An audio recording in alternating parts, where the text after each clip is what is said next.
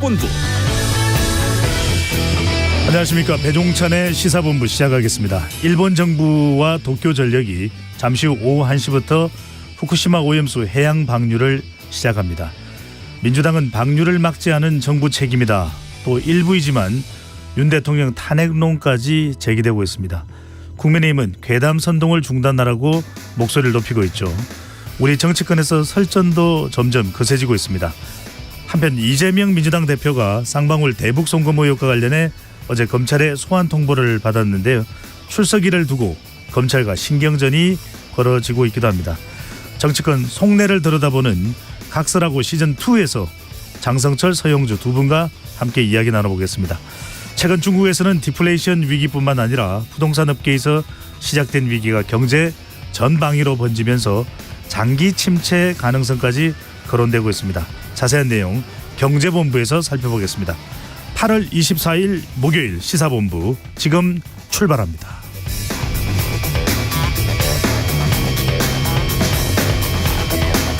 1부 마지막에 듣는 노래 디저트송 신청도 기다립니다. 오늘 듣고 싶은 노래 있으시면 문자 샵 9730으로 자유롭게 보내주시고요. 짧은 문자 50원, 긴 문자 100원입니다. 선정되신 분께는 치킨, 빙수 등 간식 쿠폰 보내드리니까요. 많은 참여 부탁드립니다. KBS 1라디오의 모든 프로그램은 유튜브에서도 함께할 수 있습니다. KBS 1라디오 채널 구독, 좋아요, 댓글 많이 부탁드립니다.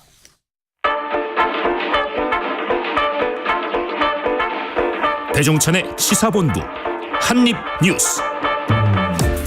오늘의 핵심 뉴스 한입에 정리하는 한입뉴스 시작합니다. 박정호 오마이뉴스 기자, 미디어인권연구소 뭉클의 이봉우 연구원 함께합니다. 어서 오십시오. 안녕하십니까. 네, 북한 관련 소식이 오늘 또 첫 번째로 우리가 이야기를 해봐야겠습니다.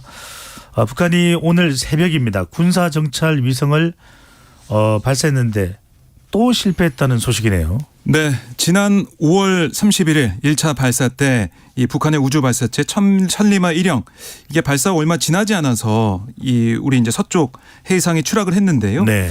이번에는 오늘 오전 3시 50분쯤 평안북도 동창리 일대에서 다시 한번 우주 발사체를 남쪽 방향으로 쏜 거예요.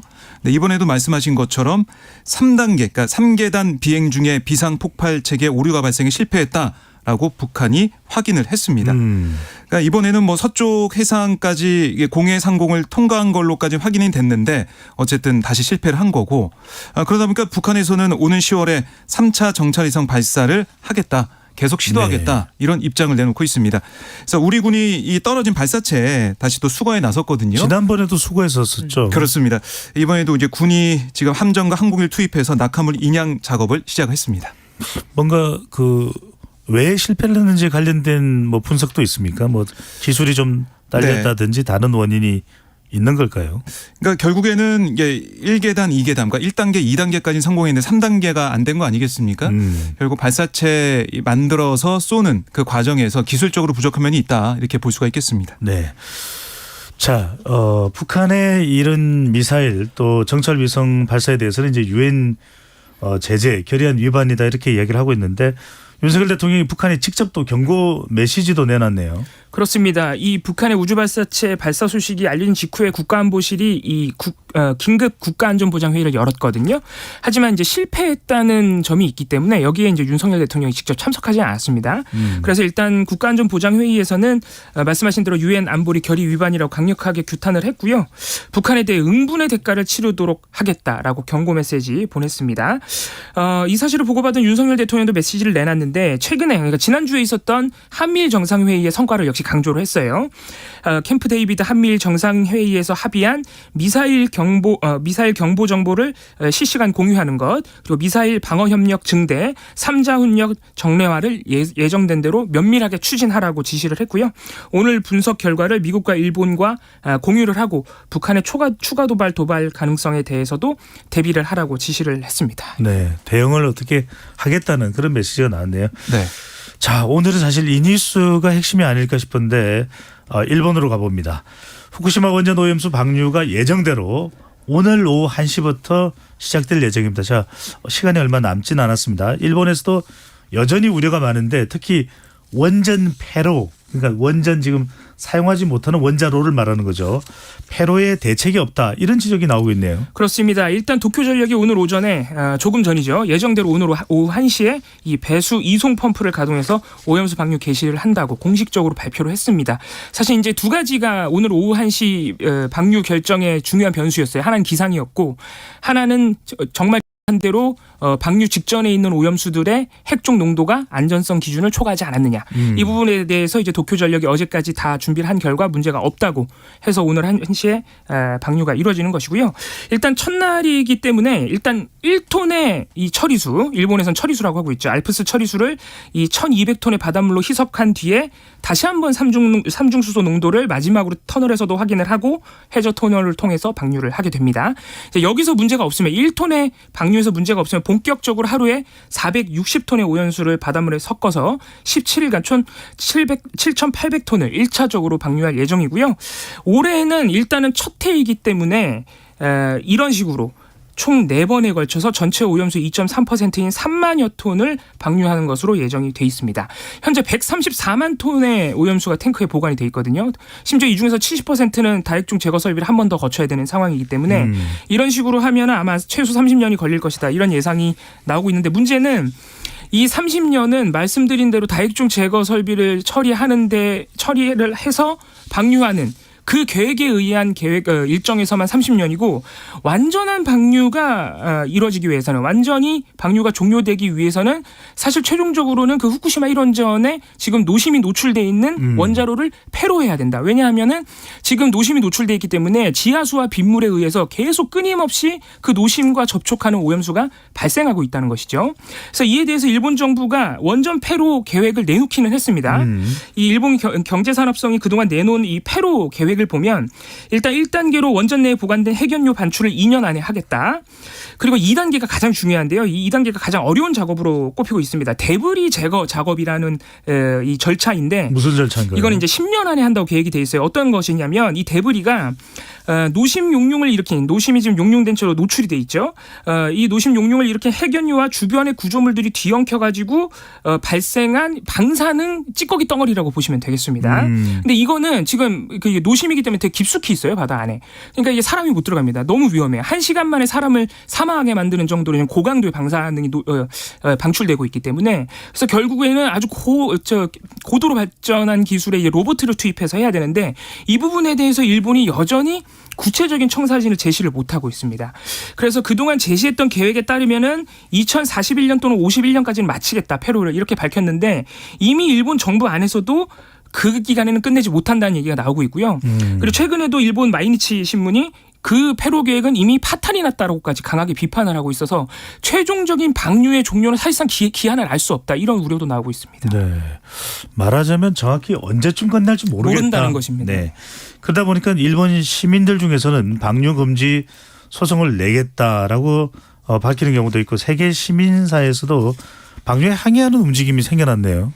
네, 일본 같은 경우는 후쿠시마현 주민과 변호인이 어제 기자회견 열어서요. 오염수 해양 방류 계획 인가 취소 또 방류 중단을 요구하는 소송 다음 달 9일 후쿠시마 지방재판소 이 지방법원인데 여기에 내겠다라고 밝혔고 10월쯤에는 원고를 더 모아서 2차 소송에도 나서겠다라고 얘기를 했습니다.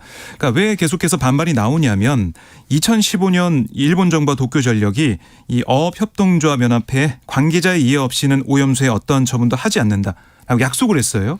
근데 방류가 이건 이제 무시하는 행위로 간주할 수밖에 없기 때문에 주민들이 강하게 반대를 하고 있는 것이고 그다음에 뭐 피지 이 시민사회를 비롯해서 태평양 도서국 관련된 시민사회에서도 이거 방류하면 안 된다. 해양 생태계에 큰 영향을 미치기 때문에 방류는 막아야 된다. 이런 목소리가 나오고 있습니다. 네. 그럼에도 불구하고 오늘 1시에 이제 일본에서는 방류가 예정돼 있습니다. 우리 정부가 중요한데요.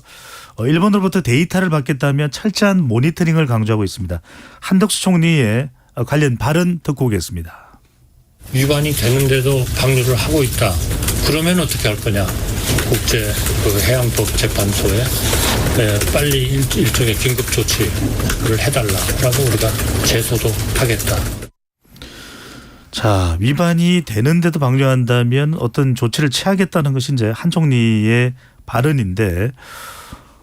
그러면 이제 이 모니터링에도 우리가 좀 참여를 해야 되고 또 일본이 그런 항의가 들어갔을 때 즉각적으로 또 조치를 취하는지도 상당히 중요하겠네요. 그렇습니다. 지금 한덕수 총리가 이제 제소까지 할 수도 있다. 사실 그 동안에는 계획대로 방류가 되지 않으면은 우리가 즉각 중단을 요청할 수 있고 관련 데이터를 실시간으로 받아볼 수 있다는 정도가 이제 우리 정부의 공식적인 입장이었는데 어제 한덕수 총리를 보면 조금 더 수위가 높아진 발언을 했죠. 그 제소까지 얘기를 했습니다. 배경은 뭘까요? 아무래도 일본이 지금 의류치고 요구사항 대통령까지 요구했던 말씀하신 한국 전문가의 이 참여 같은 경우에 점검 과정 참여 같은 경우에도 결국 상주를 못했잖아요. 상주를 못하고 이거 언제 뭐 정기적으로 방문한다는데 그게 구체적으로 일정이 나온 게 없습니다. 그런 부분 때문에 일본이 좀 비협조적인 거 아니냐. 그래서 우리가 요구한 바를 이렇게 정당하게 좀 당당하게 요구를 못하는 것 아니냐. 그리고 또 일본이 여전히 정보가 좀 공개하겠다고는 하는데 이거 그거를 투명성을 믿을 수 있는 것이냐. 이런 여러 가지 우려가 나오다 보니까 한덕수 총리가 만약에 문제가 발생하면 우리 정부는 제소할 준비까지 돼 있다고 좀 한층 더 높은 수준의 발언을 한 것으로 보여요.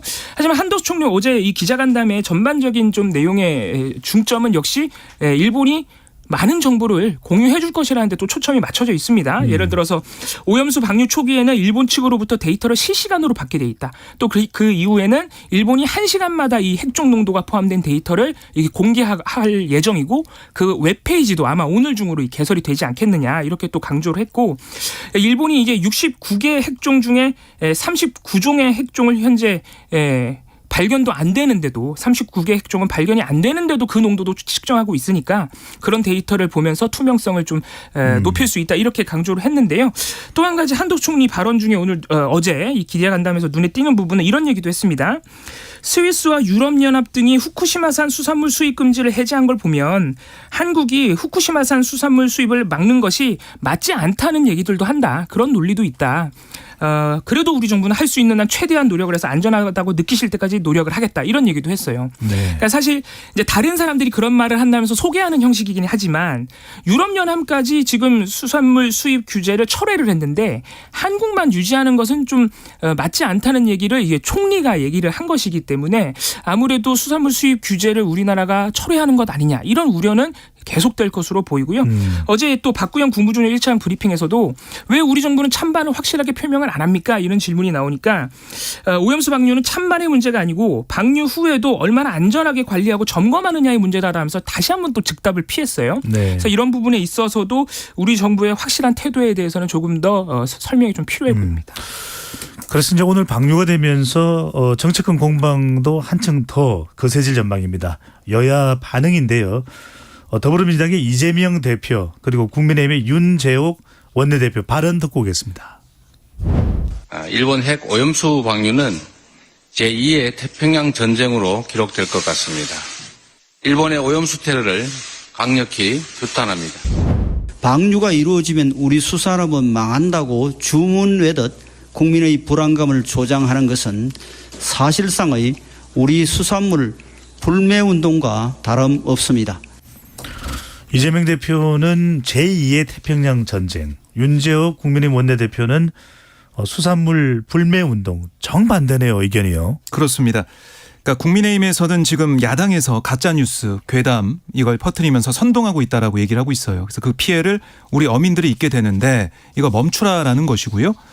야당 민주당을 포함한 야당에서는 아니 왜 우리 정부가 여기에 대해서 찬반 입장도 제대로 내놓지 않고 있고 또 오염수 방류 핵폐수 투기 이렇게 얘기하면서 이거를 막을 수 있는 근본적인 대책을 내놓고 국제사회와 연대해가지고 이걸 막을 수 있는 방법을 얘기해야지 이걸 방류를 사실상 용인하는 태도를 보이면서 거기에 대한 대응책을 이제서 내놓는다고 하는 거 그거는 우리 국민들의 불안감과 우려를 씻을 수 없다 없앨 수 없다 이렇게 얘기를 하고 있는 겁니다. 어쨌든 지금 여야의 정치권의 또 하나의 과제는 여기에 이제 피해를 볼 것으로 예상되는 어민들 또 이 관련 산업에 종사하는 사람들의 그런 어려움들을 어떻게 또 해결할 것이냐 이것도 중요해 보이거든요. 그래서 국민의힘 정부를 향해서 2천억 이 대책 추가 투입한다 이 얘기를 또 하고 있고 또 민주당에서는 관련 법을 만들어서 지원하는 그런 대책들을 마련하겠다라고 하고 있는데 이런 지원 대책도 차질 없이 있어야 될 것이고 또 하나는 계속해서 나오는 것은 왜 우리 정부가 정확히 우리 국민들의 목소리를 대변하지 않느냐. 지금 이 엄중한 상황에서 대통령은 어디 갔느냐 이런 얘기도 나오고 있어요.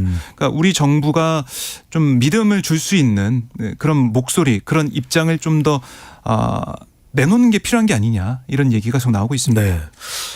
저는 진행되는 전개되는 상황을 봐야 되겠지만 상식적으로 이해 안 되는 건 후쿠시마 오염수로 인한 수산물 산업의 피해를 왜 우리 정부 예산으로 보상을 해줘야 되는지 이 부분 상식적으로 잘 이해가 안 됩니다만 더 자세한 내용은 2부에 각설하고 시즌2에서 더 깊숙이 들어가 보겠습니다. 자, 경제 이야기가 나옵니다. 9월 위기설도 나오고 경제가 심상치 않다. 한국은행이 경제 우려 때문인지 오늘 기준금리를 또 3.5%로 동결했네요. 그렇습니다. 오늘 기준금리 3.5% 동결하면서 지난 2월부터 5번 연속 동결이 되고 있습니다. 말씀하신 대로 최근에 경기 상황이 좋지 않고 지금 중국에서 또 부동산 경기 악화로 인한 채무 불이행까지 우려가 되는 상황이라 여러 가지로 경기 불안이 좀 가중되고 있는 상황이 것이 다시 한번 동결을 하는데 좀 영향을 미친 것으로 보이고요. 또 하나 우리 정부의 걱정거리는 역시 이 가계부채 연체율이 상승하고 있다는 점입니다. 저희도 몇 번 말씀드렸죠. 기준금리를 그동안 작년까지 가파르게 올리면서 시중금리가 따라서 올라가는 바람에 이 가계부채를 감당하지 못하는 가구들이 누적부채가 1,000조가 넘는다. 그렇습니다. 그러죠? 그러면서 이제 연체율까지 상승하면 사실 이게 금융시장 불안으로 연결되기 때문에 이창용 총재가 오늘 발표를 하면서 이 부분을 또 특별히 언급을 했어요. 가계부채 증가는 금융시장 안정을 저해하고 성장의 잠재력을 약화시킬 수 있기 때문에 지금 중앙은행의 관심사항이다라고까지 특별히 이 우려를 표명했습니다. 그래서 이 부분에 있어서 아마 한국은행이 추후에 미시 정책에서도 가계부채를 중심으로 고려를 하겠다는 얘기를 했고요. 물가 상승률이 지금 6월부터 7월까지 2%대를 기록하고 있는 것도 일단은 동결에 영향을 미친 것으로 보입니다. 더 이상 올릴 필요는 물가 때문에 더 이상은 올릴 필요는 없다라고 판단을 한 것으로 보이는데 아까 말씀드린 대로 중국의 경기 침체도 문제지만 국제 유가가 또다시 상승세로 돌아선 점도 지금 우리 당국의 좀 고민을 많게 하는 요소 중에 하나입니다. 이런 식으로 경기 불안이 국제적으로 커지다 보니까 국내 소비와 투자까지 우려가 되기 때문에 여러 가지 상황을 봤을 때 금리를 더 올리면은 경기 위축이 더 심화될 가능성이 높기 때문에 일단 동결하면서 좀 지켜보자는 쪽으로 당국이 판단한 것으로 보입니다. 짧게 하나 더 여쭤보면은 올해 경제 성장률이 이제 1.4%, 1%인데 내년은 좋아지나 했는데 내년도 더 낮춰서 전망치가 또 내려가고 조정됐네요. 네. 그러니까 이 0.1%포인트 하향 조정에서 내년 경제 성장률 전망치를 2.2%로 제시를 했어요. 그러니까 이창용 총재 얘기를 들어보니까 이제 중국 부동산 경기 관련해 가지고 여러 가지 위기설이 나오고 있는데 이런 걸 봤을 때 세계 경제가 단시간 내에 반등하기 어렵다라는 판단을 했고 그런 것을 고려했을 때 내년 이 경기 이 하향 조정을 좀 반영해서 성장률 전망치를 제시했다라고 설명하고 있는데요. 역시 녹록치 않다라고 보여집니다. 네. 경제 상황이 어렵기 때문에 여기에 좀 잘 대비할 수 있는 국가적인 정책이나 아니면 가계 판단, 뭐 부동산 경기도 우리나라 경기도 갑자기 좋아질 가능성 없고 이 금리도 바로 뭐 1% 2% 이렇게까지 내려갈 가능성이 없다라고 이창용 총재 얘기를 했어요. 여기에 대한 주의가 필요해 보입니다. 알겠습니다. 경제 관련해서 많이 궁금했을 때 이때 2부에서 김형주 박사와 더 깊숙한 내용이 자세하게 나눠보도록 하겠습니다. 교통정보 듣고 한입뉴스 이어가겠습니다. 임초희 리포터. 네, 이 시각 교통정보입니다. 서울을 포함한 수도권엔 비가 소강 상태를 보이고요. 강원도와 남부 지역 곳곳으로는 비가 이어지고 있습니다. 현재 서울 시내 북부간선도로 목동에서 하월고까지 정체인데요. 월릉분기점 2차로에 화물차가 고장으로 멈춰 있습니다. 1시간가량 처리가 안 되고 있고요. 올림픽대로 잠실 쪽으로는 노량진 수산시장에서 정체인데 사고 여파입니다. 2차로에서 처리 작업 중입니다. 이후에는 반포대교 부근과 성수대교 부근에서 각각 밀리고요. 성산대교 북단에서 남단 쪽 3차로에 있는 고장난 차 주의해서 지나시기 바랍니다. 고속도로는 경부고속도로 부산 방향 잠원 나들목 또 신갈에서 수원 사이 속도 떨어지고요. 더 가서 천안 분기점에서는 3km 구간 정체가 심한 편인데 작업 영향입니다. 상주 영천고속도로 상주 쪽 군위 분기점 진출 램프에선 화물차 관련 사고 처리 중이라 일시적으로 전면 차단 중입니다. 미리 동군위 나들목에서 다른 길로 우회하시기 바랍니다. KBS 교통정보센터에서 임초희였습니다.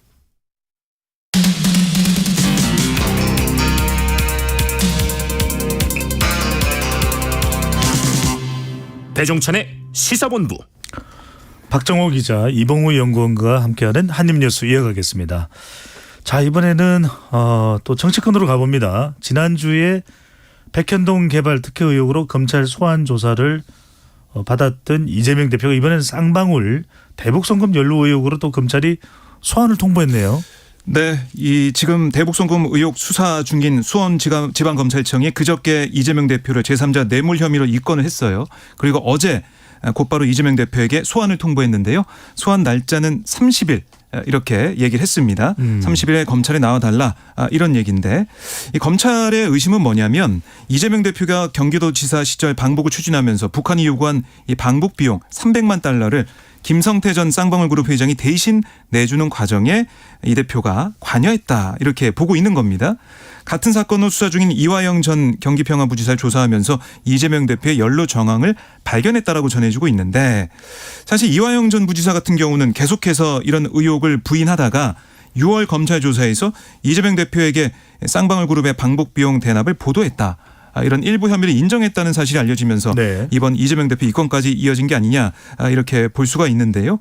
여기다가 김성태 전 회장도 지난 7월 11일 8월 20일 이번에 이제 22일에 이화영 전 부지사 재판에 증인도 나와서 유력 대선주자인 이재명 대표를 보고 북한에 돈을 줬다.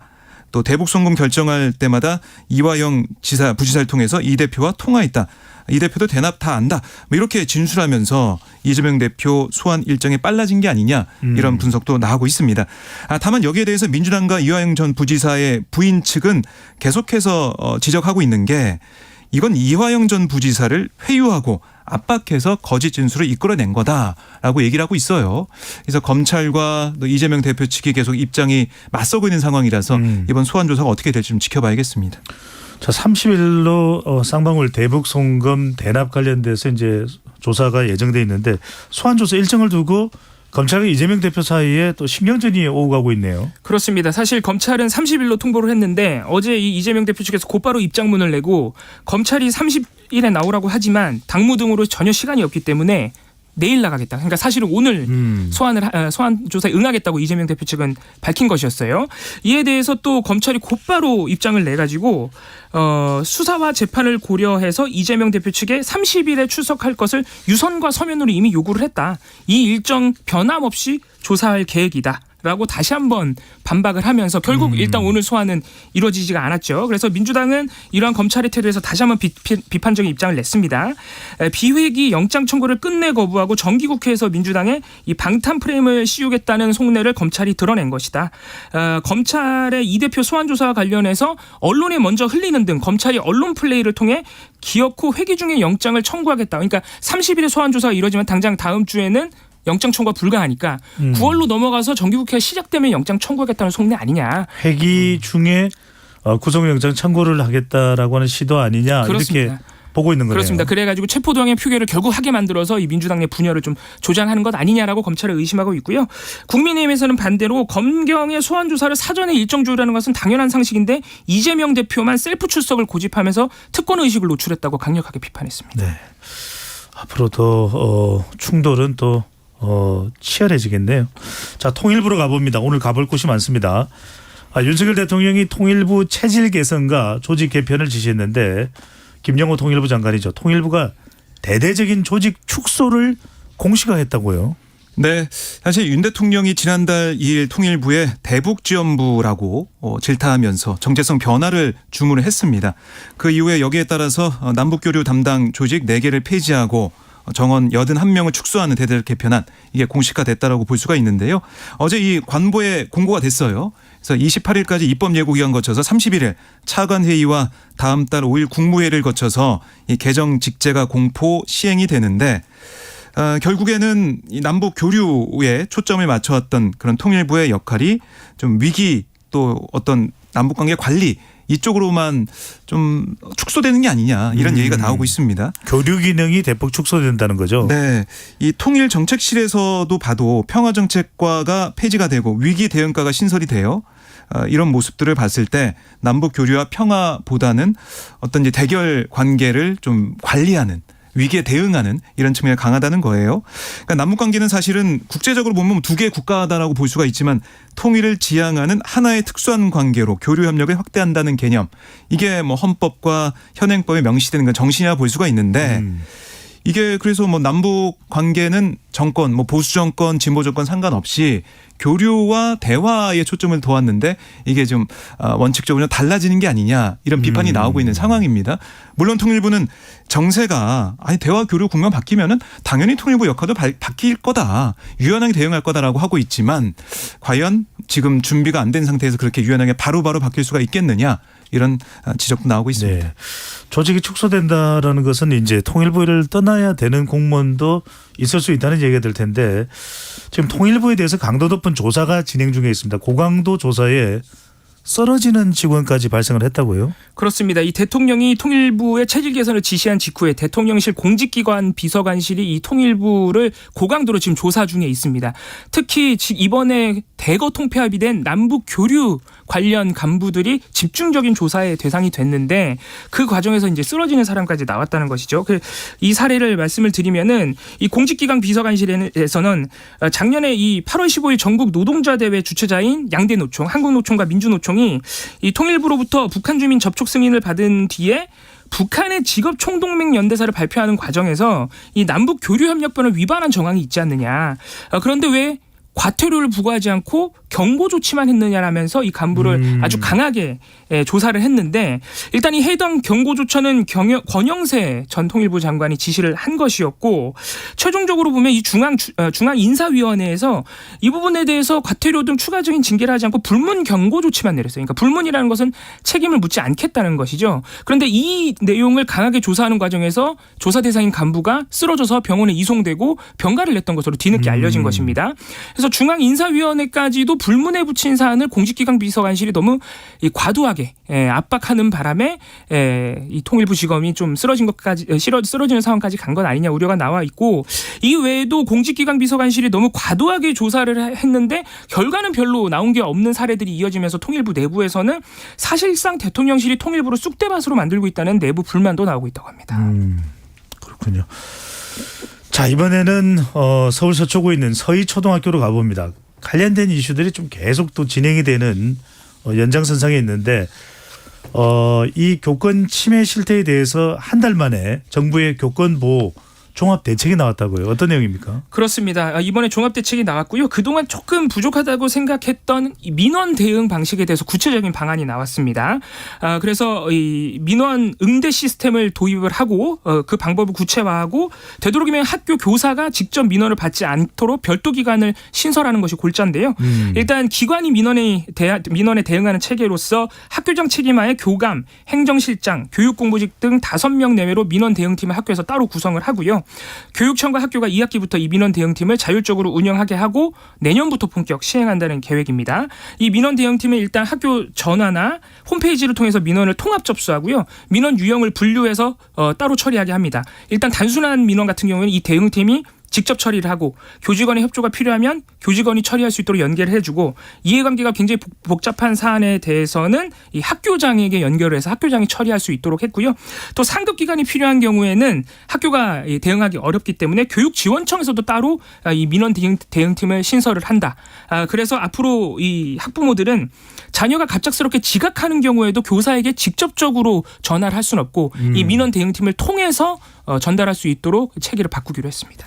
얼마나 내부에서 또 학교 내부에서 의사소통이 잘 되는가가 또 중요하겠네요. 그렇습니다. 자, 그런데 이런 관련된 법안 학부모 민원 또 교사에 대한 아동학대 신고 소송 이런 관련된 부분이 다 망라돼야 되는데 법도 개정돼야 되는 거죠. 고시만으로도 안 되는 부분도 있을 텐데 시간이 좀 걸리겠네요. 사실 그 부분이 이제 관건인데요. 사실 신고와 소송이 이번 사태의 핵심인데 물론 민원에서 시작해서 이제 신고와 소송까지 교사에게 압박이 되다 보니까 그에 대한 대책을 요구하고 있는 것이 교원 단체들의 입장인데 이 대부분이 입법 사항입니다. 예를 들어서 아동학대 신고로부터 교원을 보호하기 위해서 아동학대 범죄와 정당한 생활 지도는 구분한다. 또 교원을 수사하기 전에는 교육청 의견을 의무적으로 청취한다. 이런 내용들은 아동학대 특별법을 개정해야 되는 부분이거든요. 이런 부분들이 대부분이 일단 입법 사항이기 때문에 당장은 어렵다는 부분이고 또 하나 문제는 지금 교권 침해, 학생의 중대한 교권 침해는 학교생활기록부에 기재를 하느냐 마느냐. 이건 이제 교원지휘법 개정 사안인데 이 부분은 심지어 여야 입장이 또 다릅니다.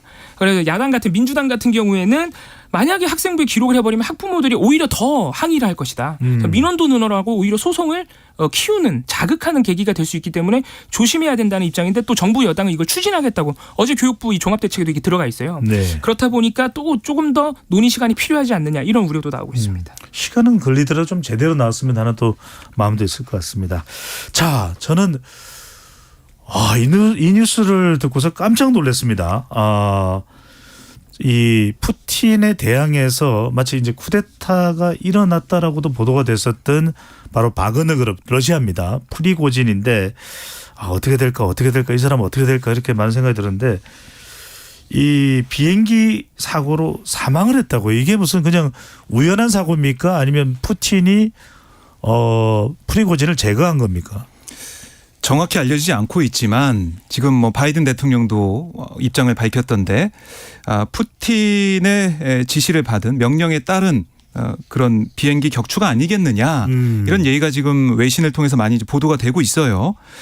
오늘 이 모스크바에서 상트페테르부르크로 향하던 이 제트기가 쿠젠키노 주변 여기가 모스크바에서 상트페테르부르크 방향으로 약 300km 떨어진 지역인데 여기 추락을 해서 승무원 3명을 포함해 탑승한 10명 전원이 사망한 걸로 추정이 된다라는 보도가 일보가 나왔고 여기에 프리고진이 탔다 안 탔다 얘기도 있었는데 탔다라는 또 얘기로 지금 나오고 있어요.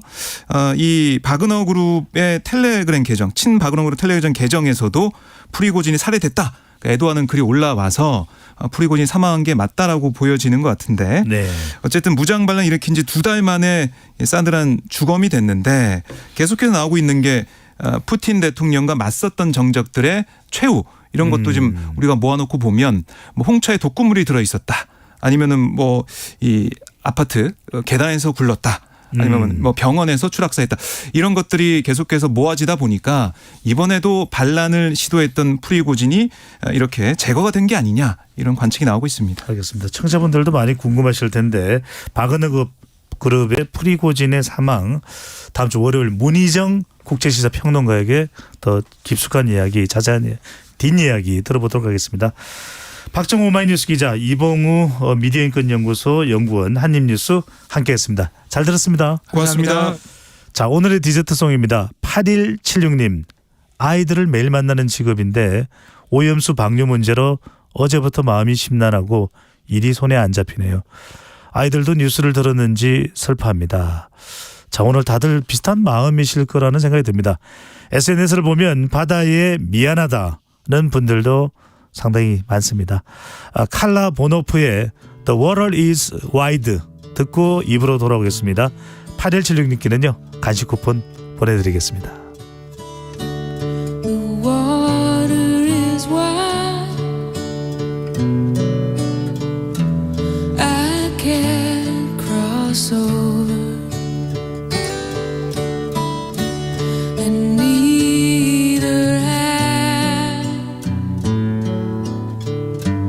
I wings to fly. Give me a boat that can carry two, and both shall row. My love and I. Oh, love is gentle, and love is kind.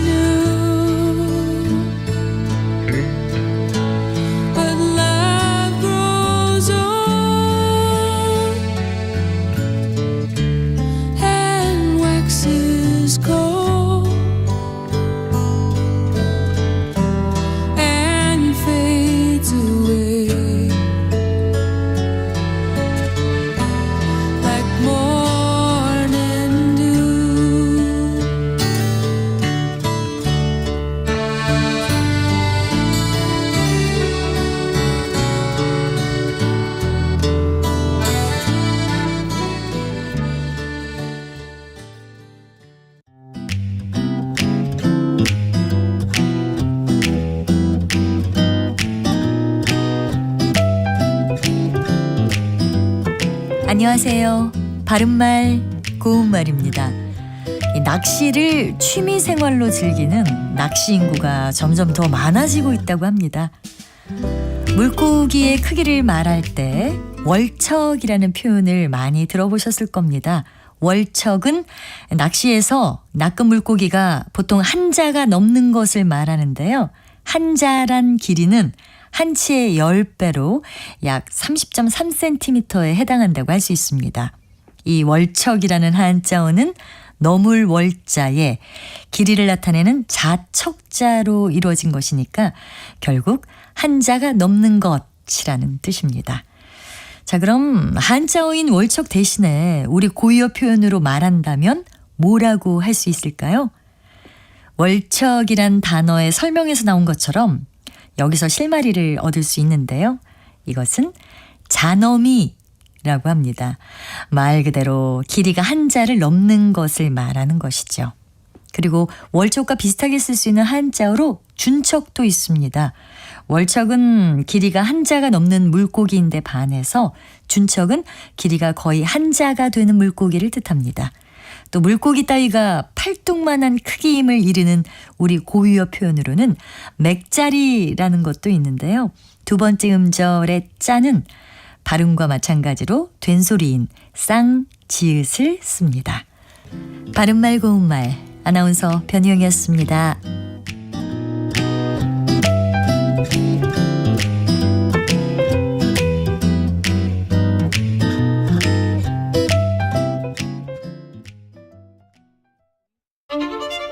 토론은 치열해도 판단은 냉정하게. 복잡한 세상을 바꾸는 첫걸음은 의외로 단순할지도 모릅니다. 평일 저녁 7시 20분 당신을 바꾸는 질문.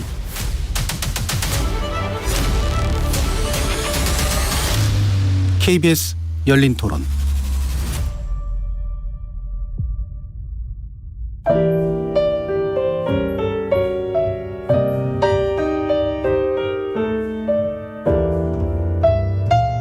내일의 품격, 김성환의 시사야에서 챙겨가세요.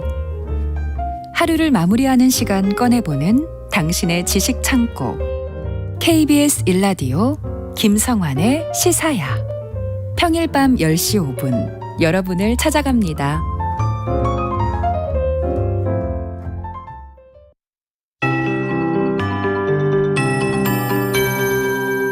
KBS 58분 날씨.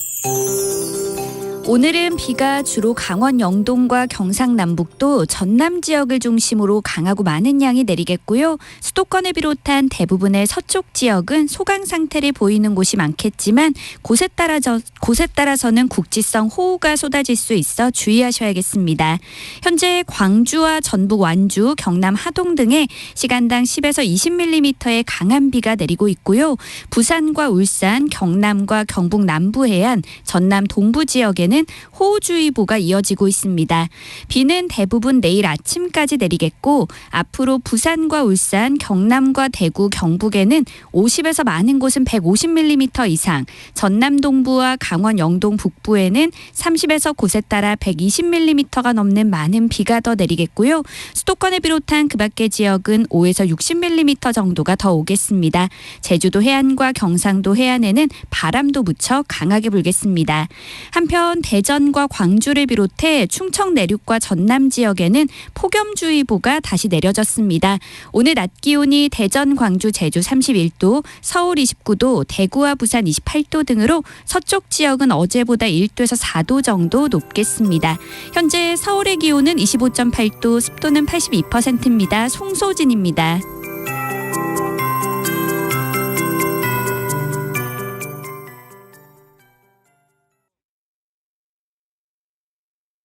정성을 다하는 국민의 방송 KBS가 한시를 알려드립니다. AM 711kHz, FM 97.3MHz, KBS 1라디오입니다. HLKA.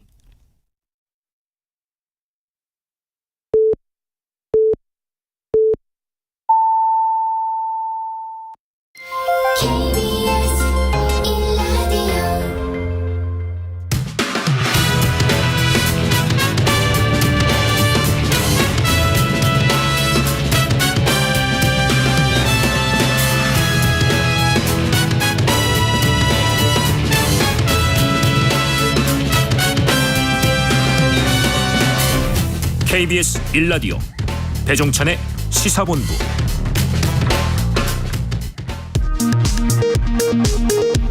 이 시각 라디오 정보센터 뉴스입니다. 일본 정부와 도쿄전력이 오늘 후쿠시마 원전 오염수의 해양 방류를 시작합니다. 현재 원전에 쌓여있는 오염수를 모두 방류하는 데엔 최소 30년 이상이 걸릴 전망입니다. 북한이 오늘 새벽 군사 정찰 위성으로 추정되는 우주 발사체를 발사했습니다. 하지만 북한은 발사에 실패했다고 공식 발표하고 오는 10월 3차 발사를 단행하겠다고 예고했습니다. 한국은행이 기준금리를 현재의 연 3.5%로 동결했습니다. 올해 성장률 전망은 5월에 예상했던 1.4%를 유지했습니다. 지난 6월 말 무장 반란을 시도했던 러시아 용병 기업 바그너 그룹의 수장 프리고진이 비행기 사고로 사망했습니다. 바그너 그룹은 격추 가능성을 제기했습니다. 지금까지 라디오 정보센터 조진주였습니다.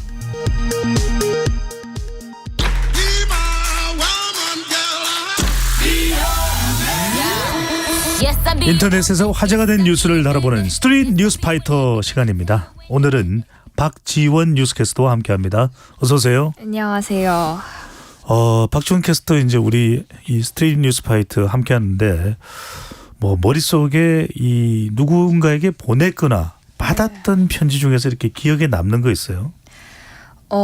저는 매일 새벽 출근을 하고 있는데요. 네, 새벽 경제방송 3시쯤, 진행하시니까. 네, 새벽 3시쯤 일어나는데 새벽에 일어날 때 가끔씩 이제 어머님께서 과일을 깎아놓고 그 위에 오늘 하루도 힘내라, 화이팅해라 이렇게 메모를 남겨주시거든요. 그걸 보면 굉장히 힘이 나고 또 덕분에 하루를 잘 알차게 시작할 수 있어서 기억에 많이 남습니다. 저에게는. 네, 아침에 과일과 네. 과일 외에 또 다른 먹을거리도 네, 맨날 메뉴가 가끔씩 종종 바뀝니다. 네. 우리 집에는 왜 아무것도 없을까요? 자, 제가 편지를 여쭤본 것은 오늘 이제 이 편지가 또 의미가 있는 그런 날입니다. 일본이 이제 1시부터 오염수 방류를 하는 시각으로 알려져 있는데 초등학생 사망전생이 윤석열 대통령에게 일본 후쿠시마 원전 오염수 방류를 우려하는 내용이 담긴 편지를 써서 화제가 되고 있다고요. 네, 앞서 한입뉴스에서도 이제 다뤄주시면서 청취자분들이 후손이 걱정된다, 이거를 지켜만 봐야 한다니 마음이 아프다라고 많이 남겨주셨는데 글을 비슷한 심정을 가진 한 아이입니다. 이 양의 아버지는요, 얼마 전에 딸아이와 일본 오염수 방류에 관한 뉴스를 같이 보게 되었는데 오염수가 무엇인지 물어서 최대한 객관적으로 설명을 해줬다고 합니다. 딸은 어느 때보다 표정이 심각하고 기분이 안 좋아 보였고 밥을 먹다가도 우리 소금 이제 못 먹어? 생선이랑 미역 다 어떡하냐? 바다에 사는 고래, 돌고래 아프면 어떻게 하면서 걱정하고 또 걱정을 하면서 며칠 동안 잠을 설쳤다라고 합니다. 설명을 듣고 네. 또 마음이 아팠고 그 마음을 편지로 담은 건가요? 네, 그런데 이제 이 아이가 어느 날 아침 출근길에 딸이 대뜸 편지를 아버님에게 건네면서 아빠, 대통령님께 이 편지 좀 전해줄래라고 말을 합니다. 저는 읽으면서 좀 뭉클했었는데 내용은 이랬습니다. 편지에서 이 양은 안녕하세요 대통령님, 저는 무엇보다 해물과 시원한 계곡, 바다도 정말 좋아하는 아이라고 소개를 하면서 시작합니다. 얼마 전에 치킨집에서 오염수 뉴스를 봤는데 오염수 방류를 대통령님이 허락 안 하실 줄 알았어요. 그런데 허락을 하셨더라고요. 저는 금방이라도 울 것 같았습니다 라고 하면서 방류 사실을 처음 접했을 때의 충격을 전합니다. 편지 내용이죠. 네, 그러고는 이어서 이렇게 이야기를 합니다. 인간, 아니 생물체에게는 환경과 생태계는 정말 중요하다고 생각하는데요. 다음 아이들 세대는 어떻게 해요? 전 그 생각에 매일 밤 잠이 별로 오지 않아요. 제가 어른이 되면 고래를 사진으로만 볼지도 모르는데 대통령님, 제가 만약 미래를 본다면 미래는 정말 끔찍할 것 같아요 라고 하면서 환경과 지구를 사랑하는 이율하 올림이라고 마무리를 합니다. 이를 접한 누리꾼들은 눈물이 난다라는 반응들도 있었고요. 어른으로서 미안하고 부끄럽다. 우리 후손들에게 이 상황을 어찌 말해야 하나. 수산물을 좋아하는 우리 집 초등학생도 오늘 분노했다 등의 반응을 보였습니다. 이 편지가 어떻게 윤석열 대통령에게 전달이 됐나요? 대통령실 반응이 뭐 나온 게 있습니까? 전달이 됐을지는 아직까지 모르겠습니다. 라디오를 통해서 전해지긴 했습니다. 네. KBS 배종찬 시사본부를 통해서 대신 윤석열 대통령실에 전달해 드립니다. 자, 이태원 참사 300일을 맞아서 300일을 맞아서 이태원 참사 유가족들과 종교인들이 이태원 참사 특별법 제정을 촉구하며 국회를 향해서 삼보일배 행진 중에 있다면서요. 네, 오늘은 이태원 참사가 발생한 지 300일입니다. 하지만 참사 책임자에 대한 검찰 수사는 답보 상태고 진상규명 특별법도 논의에 진전이 이루어지지 않고 있습니다. 12구 이태원 참사 유가족협의회 그리고 이태원 참사 시민대책회의, 유가족 그리고 종교단체들은 국회를 향해서 삼보일배를 시작을 했습니다. 비에 젖은 아스팔트 위에서 세발걸음을 떼고 절하기를 수없이 반복하고요. 빗속에서 굳은 표정으로 무릎을 꿇고 아스팔트 바닥에 이마를 대는 동안 유가족들의 얼굴에는 금세 땀방울이 맺혔습니다. 유가족 A씨는 한 번 절할 때 아이의 어렸을 때 모습을 생각하고 또 한 번 할 때는 아이가 커갈 때의 모습을 생각합니다라고 하면서 말을 끝내 마무리하지 못하셨다라고 합니다. 네, 삼보일배 그 아주 힘든 일인데 그렇죠. 언제부터 행진이 시작이 된 겁니까? 참사 날짜에 맞춰서 22일 오전 10시 29분 출발을 했고요. 3일간 삼보일배를 합니다. 기도가 닿을 곳은 국회인데요. 특별조사위원회 내용을 담은 특별법이 국회 신속처리 안건으로 처리됐던 건 지난 6월이었는데 이 2달 가까이 별다른 논의가 이루어지지 않고 있는 상황입니다. 법안의 조속한 처리를 촉구하는 시민 10만 명의 입법 청원이 국회에 제출됐고요. 유가족뿐 아니라 시민들도 이제 삼보일배 힘을 보태고 있습니다. 한 인터뷰에서 시민 A씨는 어떤 행세가 있을 때 안전 행정 체계가 기본만이라도 했으면 하는 사회가 만들어졌으면 좋겠다라는 마음을 전합니다. 이런 가운데 이제 참사 책임자에 대한 검찰 수사는 여전히 대검의 제동으로 답보 상태고요. 첫 관문인 행안위 법안 심사 소위에서 발이 묶여 있는데요. 민주당은 이태원 특별법에 대한 안건조정위원회를 꾸리고 어제 첫 회의를 열었습니다. 네. 정말 우리가 안전보다 중요한 건 없을 테고요. 왜 안전이 지켜지지 않는 부분에 대해서도 분명한 진상규명이 이루어져야 되겠습니다. 속보 전해드립니다. 일본이 후쿠시마 원전 오염수 방류를 개시했다는 소식이 들어와 있습니다. 예정대로 방류가 오늘부터 시작이 됩니다. 속보 알려드렸고요. 자, 다음 주제입니다. 인도의 달 탐사선인 찬드라얀 3호가 한국 시각으로 어제 오후 9시 34분 달 표면 착륙에 성공을 했다고요. 말 그대로 지금 인도는 축제 분위기겠네요. 네, 인도는 2019년에도 찬드라얀 2호를 달에 착륙시키려고 했는데 실패를 한 경험이 있습니다. 4년 만에 이번에 찬드라얀 3호가 달 착륙에 성공하자 인도는 말 그대로 축제 분위기입니다. 군인이랑 학생들은 같이 모여서 달 착륙 장면을 생중계로 지켜봤고요. 착륙 성공이 확인이 되자 ISRO라고 해서 인도 우주연구기구 관제센터를 지키던 연구진들도 일제히 환호를 했고 또 이날은 모디 인도 총리도 함께 지켜보고 있던 상황이었습니다. 그렇군요. 더군다나 얼마 전에 러시아는 또 달 착륙에 또 실패를 했다 이런 얘기가 나오면서 인도가 더 쾌거가 되는 그런 상황인데 이번 달 착륙이 또 남다른 의미가 있다고요. 네, 말씀해 주신 부분이기도 합니다. 사실 그동안 달에 착륙선을 안착시킨 나라는 미국이랑 러시아, 중국뿐이었는데요. 이 나라들 중에서도 남극에 성공시킨 나라는 없었습니다. 그리고 말씀해 주셨듯이 사실 얼마 전에 러시아가 시도를 했었는데 착륙 예정일을 하루 앞두고 달 표면에 충돌을 하면서 실패로 끝났단 말이죠. 그런데 이번에 인도가 달 남극의 사상 처음으로 착륙선을 안착시킨 나라가 된 겁니다. 다른 곳보다는 달의 표면 중에서도 남극 착륙이 그만큼 어렵다라고 보는 거네요. 네, 그 이유가 있는데요. 남극은 충돌구, 그래서 충돌에 의해 생기는 구덩이를 말하고 있는데 충돌구가 많아서 지형이 고르지 않고 착륙이 어렵기 때문입니다. 그런데도 인도가 달 남극 착륙을 시도하는 거는 이곳에 이 얼음 상태의 물이 있어서입니다. 움푹 들어간 충돌구 안쪽에는 햇빛이 전혀 안 드는 영구 음영 지역이 있는데 여기에 얼음이 존재합니다.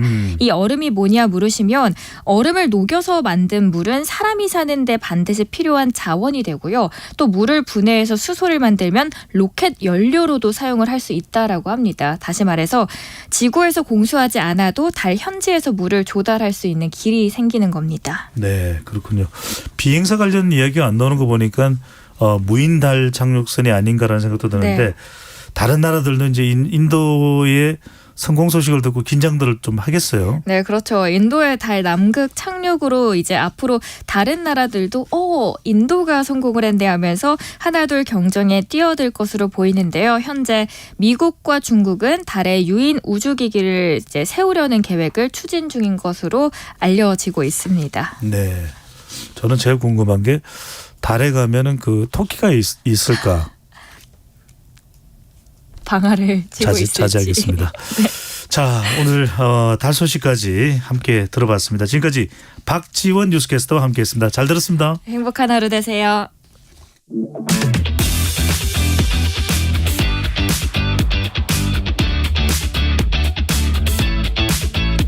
배종찬의 시사본부는 여러분과 함께합니다. 짧은 문자 50원, 긴 문자 100원이 드는 샵 9730. 라디오 어플 콩과 유튜브는 무료로 참여하실 수 있습니다.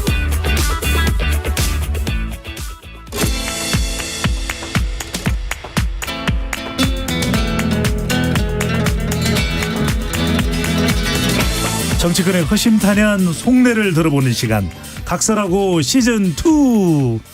네, 우리 방송을 항상 빛내주는 분이시죠. 장성철 공론센터 소장님 나오셨습니다. 안녕하십니까? 네, 안녕하세요. 네. 보고 싶었어요. 네, 저도요. 네. 매일매일 보고 싶어요. 감사합니다. 매일 불러주세요. 그건 안 될 것 같고. 서영주 더불어민주당 상근 부대변인 나오셨습니다. 어서 오십시오. 네, 반갑습니다. 네. 저도 보고 싶었습니다. 그러니까요. 두 분을 정말 하루 24시간 방송할 수 있다면 얼마나 좋을까. 힘들죠. 네. 자, 선생님 어떻게 우리 뜻대로 잠도 자야죠. 24시간 원하면 할 수 있을까요? 저 배 소장님이 하신다 그러면 저는 뭐든지 다 하겠습니다. 네, 다른 방송 다 이제 거절하고 오로지 이제 KBS. 당연하죠. KBS 나오는 게 얼마나 영광입니까? 알겠습니다. 국민의 방송. 그러면 오늘 방송 끝나고 나서 제가 대신 각 방송사로 연락을 드리도록 하겠습니다. 알겠습니다. 괜찮습니다. 어차피 잘릴 거 뭐. 자, 일본 오염수 오늘 가장 큰 뉴스라고 봐야 될 것 같습니다. 두 분께 키워드를 여쭤봤는데요. 장성철 소장, 마시지 말자 제발 이렇게 말씀 주셨고요. 서영주 부대변인께서는 방류하고 싶은 윤 정부 이런 말씀을 주셨습니다. 자, 먼저 장 소장님부터 마시지 말자 제발. 네. 어떤 의미입니까? 그러니까 이 우스꽝스러운 모습이잖아요. 뭐 이거 오염수 정화하면은 먹을 거냐 막 이러고, 국민의힘 어떤 의원은 수산시장 가가지고 수조에 있는 물 떠먹고. 네. 이게 우스꽝스러운 모습 아닙니까? 국민의 생명과 안전을 지켜야 할 집권 세력이 이런 우스꽝스러운 모습 보이면 안 되잖아요. 일본에 제대로 항의도 못하고 그냥 용인한 거 아니야?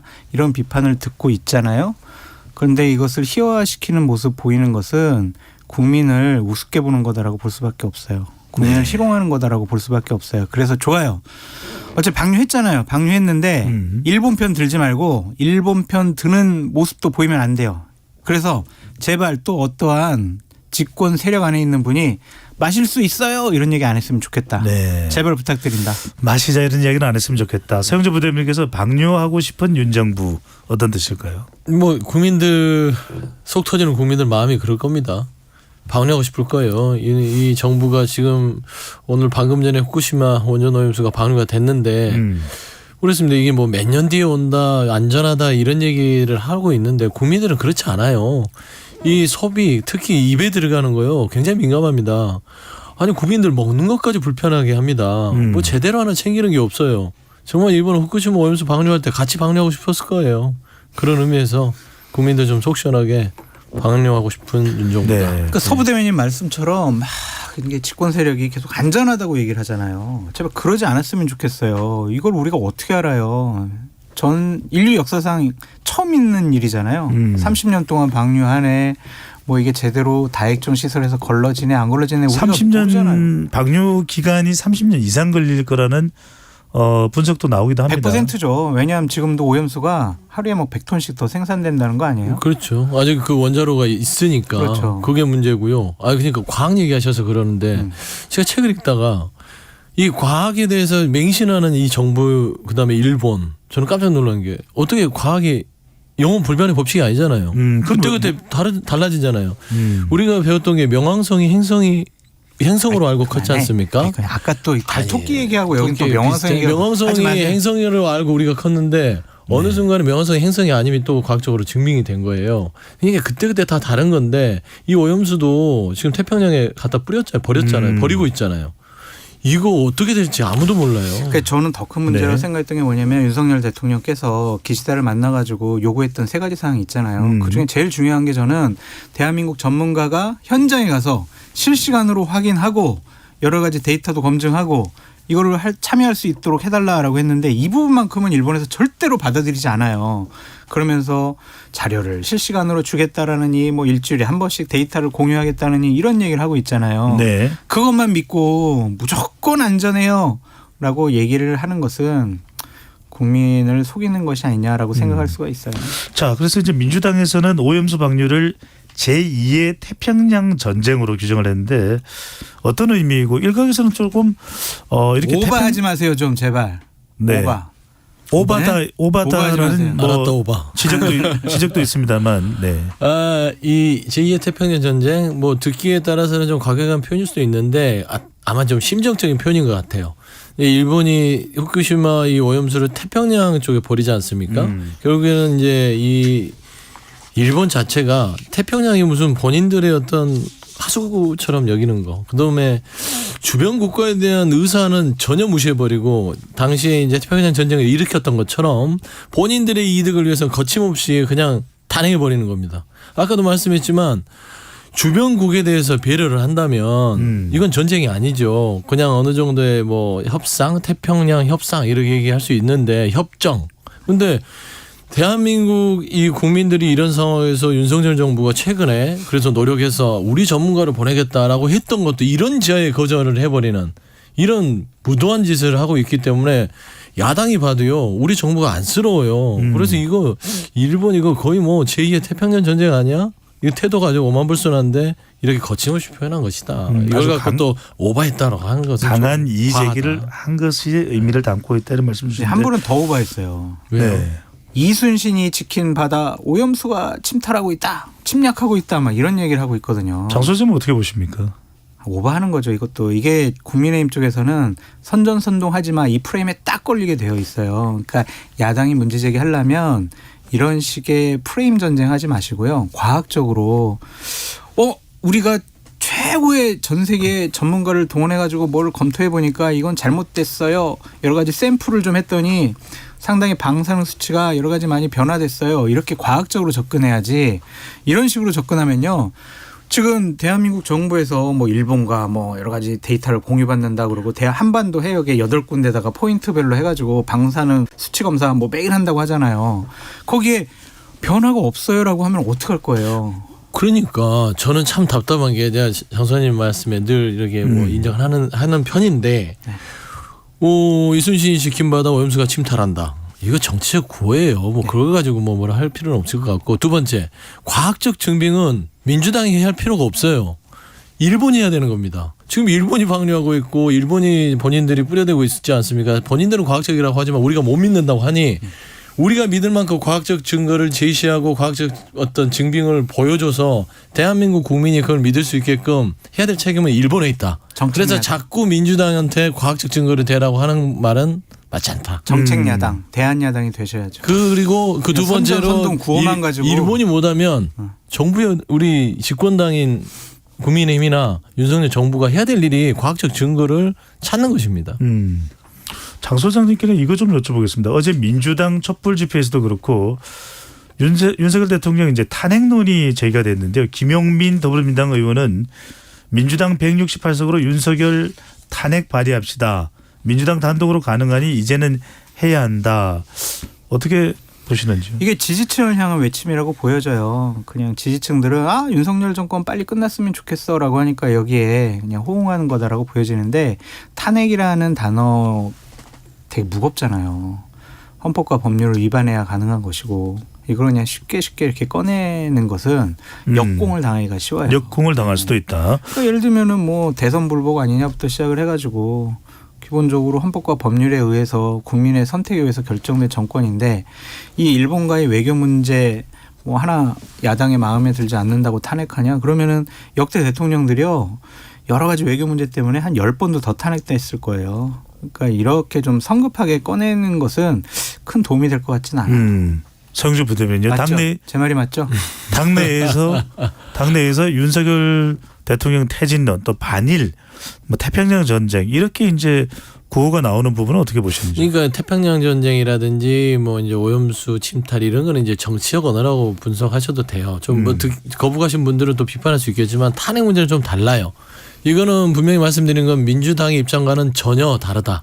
민주당은 지금 현재 후쿠시마 오염수 방류와 관련해서 윤석열 대통령에 대한 탄핵을 주장하고 있지 않습니다. 이거는 김용민 의원의 철저히 개인적인 발언이고요.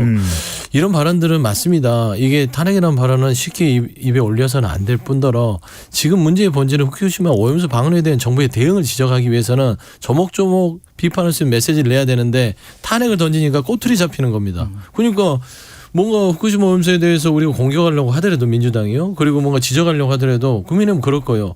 너 또 탄핵하고 뭐 지금 뭐 대선 불복하는 거지 하게 되면 해야 될 메시지가 다 없어져 버려요. 저는 김용민 의원께서는 이런 게 아무리 지지층이 바라고 요구한다 하더라도 그래도 정치인이시고 우리 일원이시면 이 부분에 대해서는 좀 깊게 고민해야 될 부분이 있지 않았냐 생각합니다. 민주당이 지금 해야 될 일은 탄핵이라는 정치적인 용어를 통해서 윤석열 정권을 공격하는 것보다 공천을 잘 하고 대한야당으로서 국민들에게 인정을 받아서 내년 총선에서 이기는 길을 찾는 것이 가장 급선무예요.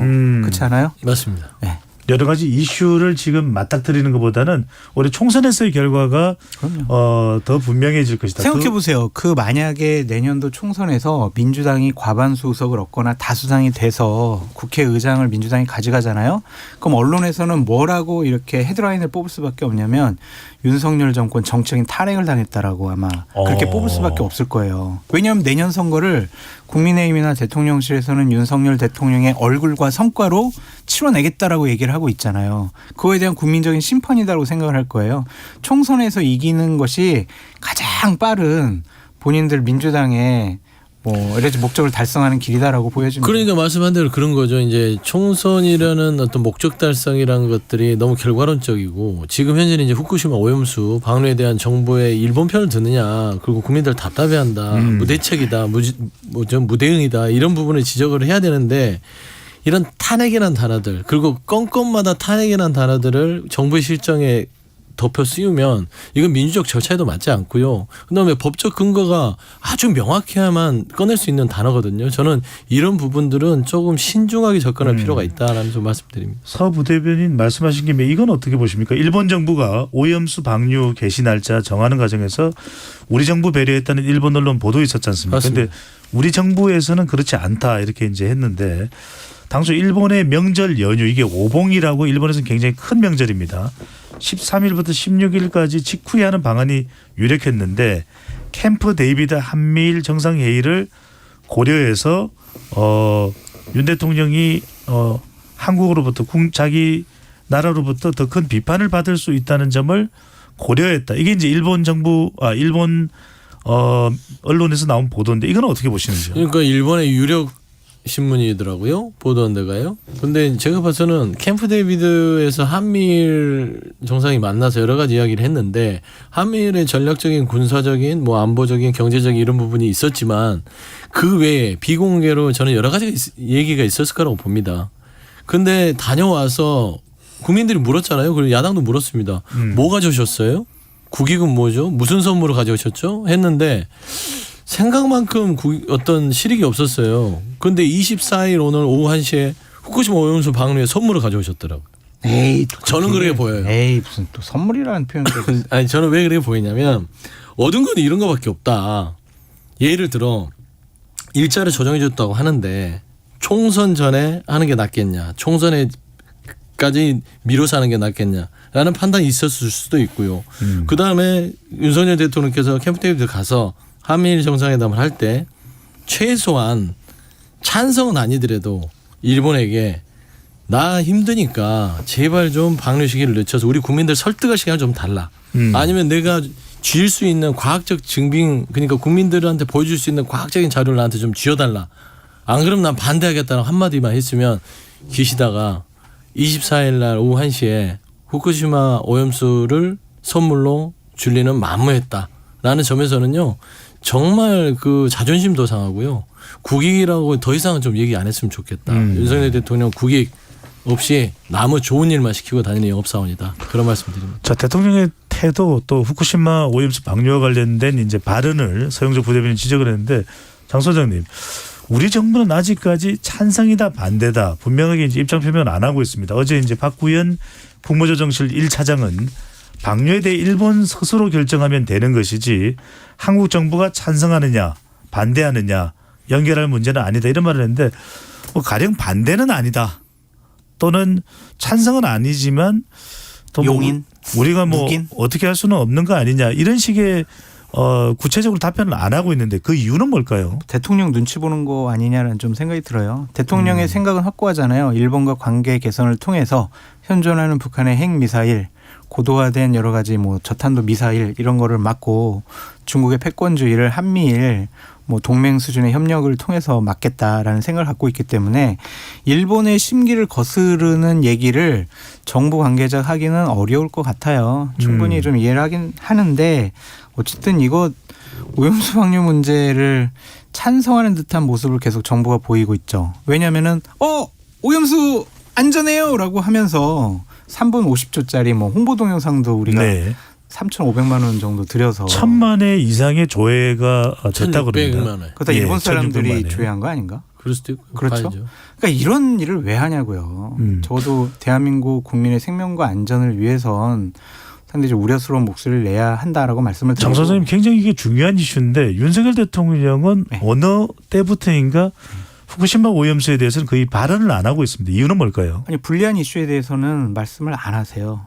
그러니까 얼마 전에 잼버리와 관련해서도 그냥 끝나고 나서 저기 한덕수 국무총리 때문에 무난하게 잘 끝났네 이렇게 했지 그 중간에 여러 가지 어려움이 있을 때도 별 문제 없었고 오송 참사 부분에 대해서도 이태원 참사 부분에 대해서도 본인에게 불리하거나 안 좋은 이슈에 대해서는 직접 나서서 언급을 안 하시더라고요.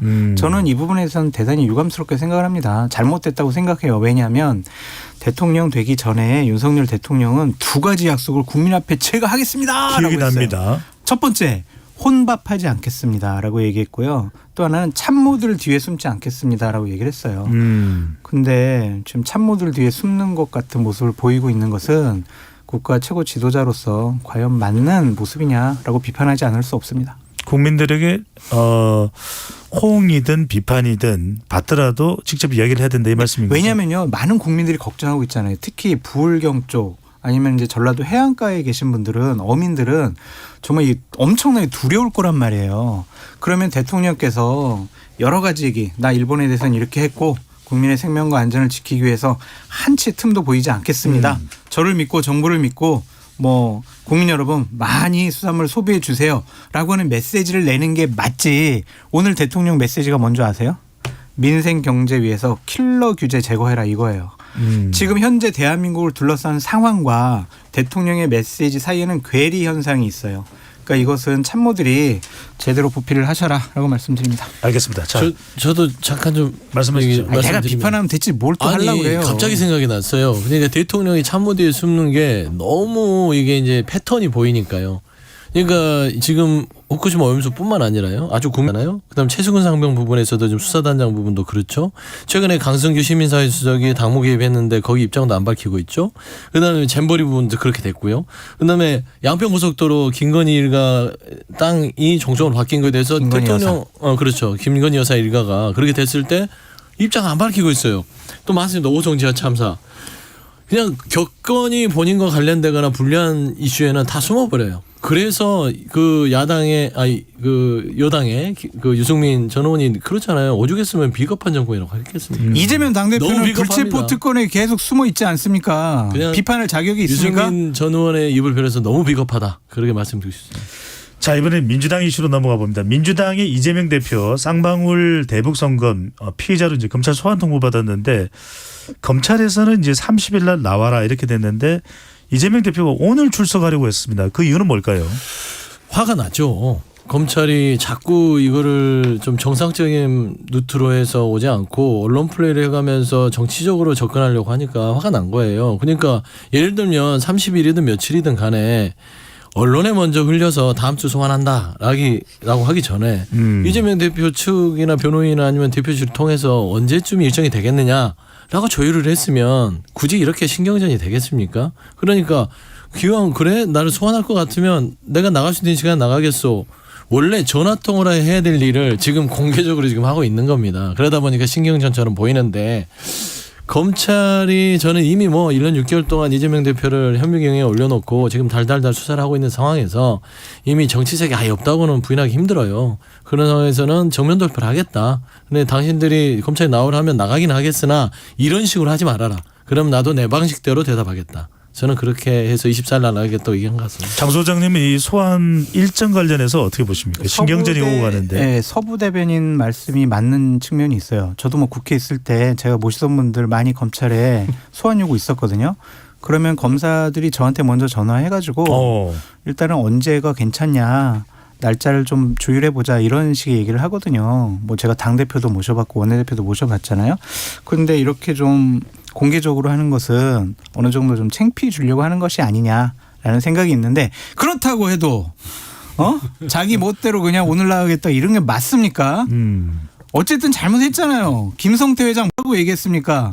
이화영 부지사한테 다 보고했다고 얘기 들었다고 그러고 전화도 바꿔줬다고 그러고 이재명 당대표가 여러 가지 연루되어 있다라는 것에 대해서는 어느 정도 인정이 되어가는 분위기입니다. 그런데 본인이 뭐 민주화 운동한 것도 아니면서 나를 부르려면 내가 나가고 싶을 때 나갈 거다.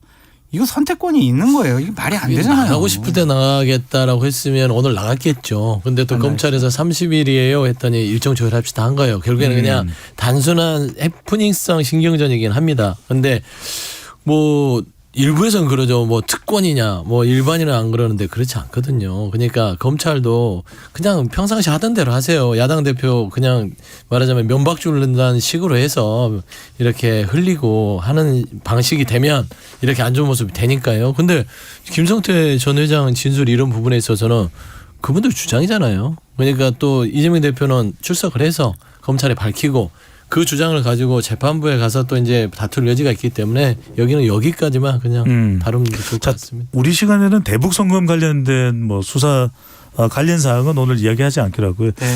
좀 국회 동향을 집중을 해서 좀 말씀을 두 분과 나눠보겠습니다. 네. 자, 어쨌거나 이제 검찰 소환을 한 번 더 받고 난 이후에 회기 중에 구속영장 청구가 될 것이다라는 전망이 나오고 있는 상황인데 이재명 대표에 대해서요. 서영조 부대변인께 먼저 여쭤보면 비회기 중에 나를 구속영장 청구를 하라. 이게 이제 이재명 대표의 발언 내용인데 국민의힘은 상당히 그 부분에 대해서 비판하는데 한동훈 장관의 발언도 있습니다. 식당 예약하는 줄 아냐. 원하는 시간에 영장 보내고 그런 거 없다. 자, 이재명 대표가 비회기를 주장하는 이유. 또 국민의힘은 또 비판하고 있는데 어떤 이유가 있을까요? 아니, 첫 번째는 이재명 대표도 당에 좀 누를 끼치기 싫은 거죠. 교섭단 지원설에서 본인이 나가겠다고 했고 다 공언한 겁니다. 불체포 특권 내려놓겠다. 부르면은 비회기 중에는 걸어 나가서 영장 실질심사 받겠다 했으니 윤석열 정부 검찰 나를 탄압하는 거 알겠다. 그런데 내가 더 이상은 뒤에 숨고 방탄의 오명을 민주당이 주지 않을 테니 나를 빨리 불러다오요. 그 정도 선에서 얘기했던 건데 한동훈 장관도 그래도 검객이잖아요. 그래도 어느 정도 칼을 뺐을 때는 최소한 그렇게 했을 때는 좀 나름대로의 이 예의를 갖춰줘야 되는 건데 저런 식으로 뭐 식당 주문하듯이 하느냐 비아냥될 필요는 없다고 봐요.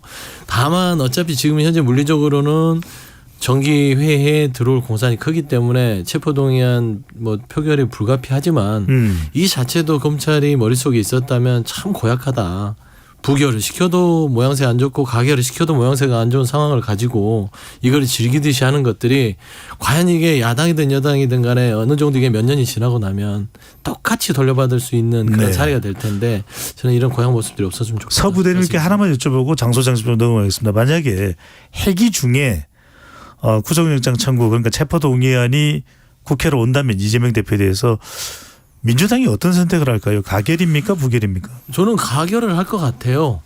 가결할 수밖에 없는 것이고 그게 이제 그 야당 대표가 꼭 이재명 대표가 아니더라도 야당 대표가 고sob단체 연설에서 국민들한테 그 행위에 대해서 약속을 했기 때문에 이건 당에서 그걸 뒷받침해 줘야 되거든요. 저는 그래서 자율투표로 가더라도 가결에 나올 것이고 굳이 이제 의총에서 가결을 해달라고 요청을 해도 가결로 갈 것이라서 저는 가결의 결과가 나올 거라고. 장 소장님 어떻게 보세요? 민양배 더불어민주당 의원의 경우에는 투표를 거부하자, 이 체포동의안 투표를 거부하자 이런 이야기도 나오던데요.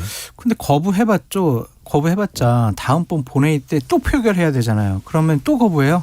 그럼 민주당으로서는 더 안 좋을 거예요. 이 이재명 당대표의 사법 리스크가 내년 총선 때까지 질질질질 끌려가는 거는 되게 안 좋아요. 부정적인 이슈는 정말 딱 끊어버려야 돼요. 그래서 이재명 당대표가 결심과 결단을 통해서 민주당 의원들에게 체포동의안 회기 중에 오더라도 다른 뭐 여러 가지 분란, 뭐 분열 이런 거 없이 그냥 가결시켜 달라라고 얘기하는 것이 깨끗해 보이는데 저는 검찰도 여러 가지 상황을 지켜봐야 될 것 같아요. 왜냐하면 체포동의안 가결됐어요. 법원에 가서 영장 실질 심사 받아요. 그런데 판사가 이게 여러 가지 혐의에 대해서는 다툼의 소지가 있고 야당 당대표가 도주 우려도 없으니까 구속 기각 해봐요. 이재명 당대표는 이제 사법 리스크 벗어버리고 정치적인 날개를 단 거예요. 역풍이 불 수 있다. 재청구 있습니다. 재청구예요? 또 뭘로 할 거예요. 그러니까 검찰도 아마 되게 신중하게 영장 청구할 거예요. 그러니까 이 백현동권 한 건 말고 쌍방울 대북 송금건까지 병합해가지고 서울중앙지법에다가 내겠다라고 하는 의미도 우리가 잘 파악을 해야 될 것 같습니다. 서영준 부대변인은 체포동의안이면 이재명 대표에 대해서 가결될 것이다. 장성철 소장은 체포동의안이 온다면 어떻게 될까요? 저는 부결될 거라고 봐요. 민주당은 약속을 안 지키는 정당이기 때문에 뭐 불체포 특권 포기한다고 대선 전부터 공약으로 얘기도 했는데 계속 그 뒤에 숨어왔잖아요. 경험 법칙상 약속을 안 지킬 것이다 라고 저는 생각해 봅니다. 변명 좀 해도 되나요? 하지 마세요. 무슨 하지 말까? 왜냐하면 저기 민주당 내 31명이 그 불체포 특권 포기를 선언했어요. 그러면 31명의 인원은 상수로 있기 때문에 무조건 가결이 될 수밖에 없는 현상입니다. 네. 하지만 또 무기명이기 때문에 어떻게 될지 그 부분도 좀 지켜보도록. 이번 대법원으로 가봅니다. 새 대법원장 후보자 이균용 후보자로 지명이 됐습니다. 자, 상당히 보수 성향일 거다라는 평가, 또 과거 성폭행범에 대한 감형, 또 젠더 감수성이 결여된 뭐 판결 이런저런 비판이 나오고 있는데 서영준 부대변인께 먼저 여쭤보면 요즘 뭐 검찰의 또 이재명 대표에 대한 압박, 또 윤석열 정부에 대한 강도 높은 불만, 자 이균용 대법원장 후보자를 낙마시켜야 되겠다 이런 분위기가 지금 또 태도가 민주당 내부에 있습니까? 전혀 없습니다. 민주당은 기본적으로 인사청문회는요. 선입견과 편견이 있어서는 안 됩니다. 그냥 있는 그대로 해서 인사청문회를 진행을 하면서 과연 이 사람이 적합한가를 따져서 이게 부적합하면 낙마를 시키고 아니면 먼저 채택을 하는 것인데요. 사실대로 말하세요. 이동관 방통위 후보자 같은 경우는요. 이제 후보자 임명 전부터 이미 부적격이었어요. 그런 인물들은 인사청문회를 할 어떤 자격 대상이 아니라고 저희가 주장했던 바고 해봤더니 뻔하지 않습니까? 청문회에서 그런 아나무인격의 태도를 보였기 때문에 결국에는 부적격으로 해서 채택을 보냈지만 이번 대법관 같은 경우는 뭐 낙마를 미리 시켜야 되겠다. 아니면 부적격이다. 이런 논의는 없이 조금 더 자료가 오면 자료를 살펴보고 꼼꼼하게 따져서 뭐 적합하다면 채택을 하고 아니면 부적격 채택을 하자라는 게 당내의 입장이다. 대법원장 또 인준 절차가 있는데 장 소장님은 어떻게 보시는지요? 이균용 후보자입니다. 저는 이걸 버리는 카드라고 생각이 들어요. 그러니까 민주당에서는 무조건 반대할 거다라는 생각을 갖고 대통령실에서는 좀 버리는 카드. 찐 다른 후보자가 있을 것이다. 네, 그러니까 두 번 뭐 예를 들면은 뭐 동의안을 처리를 안 하는 것은 민주당이 되게 부담스러울 거거든요. 그래서 이 분을 일단은 먼저 내보이고 부결시켜버리면은 다음번 원래 원하던 후보를 내세우지 않을까라는 좀 생각이 들고요. 이분이 어쨌든 판결에도 여러 가지 뭐 문제점, 뭐 성폭행범에 대한 감형, 뭐 젠더 감수성이 결여된 거 아니냐 이런 얘기도 있지만 이분이 대법원장이 됐을 때 과연 대법원을 장악할 수 있느냐라는 것에 대한 능력에 대한 회의감이 있어요. 왜냐하면 대법원장은 법원행정처장을 거쳐야 합니다. 그래야 여러 가지 판사들을 지휘, 통제, 감독할 수 있는 그러한 노하우가 생기거든요. 김명수 전임 대법원장도 전임이 아니죠. 현임이죠. 그분도 법원행정처장 현입니다. 네. 안 지냈고 이분도 법원행정처장 안 지냈어요. 그래서 대법원을 과연 장악할 수 있을 것이냐 그런 회의감이 있기 때문에 저는 진짜 후보는 뒤로 좀 감춰두고. 누구인가요? 저 이름이 기억이 안 나요. 세 분 중에 한 분인데 법원행정처장 지낸 분이 있어요. 그분을 시키려고 이분은 버리는 카드로 사용하려고 하지 않을까? 순전히 저희 뇌피셜입니다. 네. 뇌피셜이 맞는 것 같죠. 맞을 수도 있을 것 같은데. 민주당은 무조건 반대하게 돼 있어요. 그러나 민주당은 무조건 반대. 오늘 단독이 나오네요. 임명동의안 반대예요. 100%. 저는 이 정부는요. 네. 그 법원행정처장을 거쳐야 된다는 그런 루틴을 깰 거예요. 한동훈 장관 보세요. 검찰총장 거쳤습니까? 아니 민주당이 먼저 깼잖아요. 김명수 대법원장. 법무장관 임명하는 것도요. 그런 것들 없어요. 그냥 마음에 들면 픽해서 능력이든 뭐든 코드가 맞으면 그냥 임명하는 것이다. 저는 그렇게 해서 저는 장성철 소장님의 뇌피셜이 맞을 수도 있겠지만 거기가 현실적으로 드러나기는 쉽지 않을 것이다. 쉽지 않다. 보고 있습니다. 장 소장님 이거 여쭤봐야 될 것 같은데 오늘 총선 앞두고 중요한 결정이 나온다고 했는데 나왔는지 그리고 눈여겨볼 지역과 인물 어디입니까? 누굽니까? 아직 보도가 나오지 않은 것 같은데요. 그 지역이라도 어디를 좀 눈여겨봐야 될까요? 임명되는 지역보다 임명 안 되는 지역을 눈여겨보십시오. 국민의힘의 당협위원장인 거죠? 네. 근데 이제 임명 안 되는 지역은 우리가 어떻게 판단해야 되냐면 자리 비워두는 거 아니야? 누가 올 사람이 있는 거 아니야? 위쪽에서 딱 점 찍으면 여기다 꽂아야 되니까 비워둔 거 아니야? 이렇게 생각할 수밖에 없어요. 그래서 오늘 임명 발표 나는 사람보다 임명되지 않은 지역을 좀 주목해서 보시라라고 말씀드립니다. 장 소장님 임명 가능성이 있나요? 저요? 전 정치 안 해요. 저는. 지금까지 장성철 공론센터 소장, 서영주 민주당 상근 부대변인과 함께했습니다. 잘 들었습니다. 감사합니다.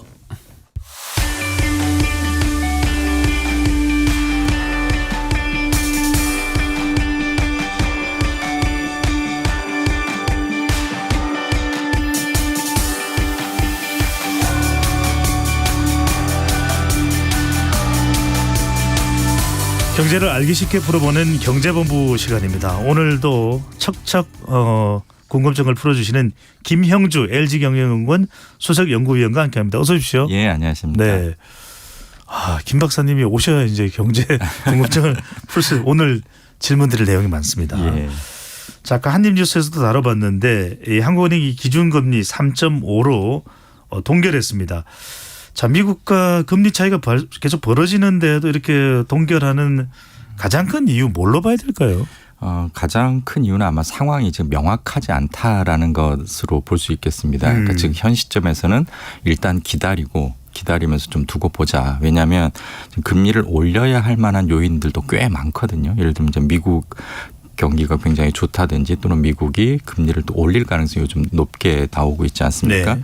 그런 부분들 또 우리 환율 문제 이런 것들은 분명히 인상 요인이라고 볼 수 있는데 반대로 또 금리를 오히려 낮추거나 현대로 유지해야 될 요인들도 상당히 많습니다. 우리 경기가 안 좋아지고 있고 또 중국 경제 불안해지면서 그 세계 경제가 둔화되는 것 아니냐라는 이야기 나오고 있고 특히 우리나라 물가도 미국과는 달리 이제 한 2% 후반 3% 초반 정도로 상대적으로 안정적이기 때문에 이렇게 신호가 섞일 때는 일단은 기다려보자. 더군다나 금리를 올렸을 때 실제로 발생할 수 있는 실익이 현 시점에 그렇게 크지가 않습니다. 그렇다면 차라리 조금 두고 미국의 의사결정을 좀 보고 결정하는 게 낫다고 판단한 듯합니다.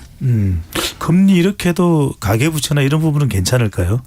아직 현 시점에서는 괜찮을 것 같습니다. 왜냐하면 어제 그 이창용 한국은행 총재께서 국회 질의 때도 가계부채 이야기를 하셨거든요. 즉 가계부채를 모른 채 하는 게 아니라 그걸 굉장히 중요하게 생각하고 있고 특히 우리 경제가 이제는 수출 위주에서 내수 위주로 좀 질적 전환을 해야 되는 단계입니다. 그래서 그 필요성이 오래전부터 진행이 되어 왔는데 그렇다면 이게 소비를 늘리기 위해서는 이 부채 관리를 잘해야 되지 않습니까? 그래서 금리가 또 너무 높아지면 결국 부채에 따른 원리금 부담이 커지고 그건 소비를 위축시키기 때문에 우리가 내수를 좀 진작시킨다는 점에서도 그 금리에 대해서는 굉장히 신중하게 접근하면서 가계부채도 계속 모니터링해야 될 것으로 보입니다. 네, 하반기 경제의 불확실성을 높여놓고 있는 것 중에 하나가 바로 중국 변수입니다. 예. 차이나 리스크라고도 하는데 부동산 시장에서 시작된 위기, 중국의 40년 호황이 끝났다, 초창기 침체, 디플레이션에 들어갔다.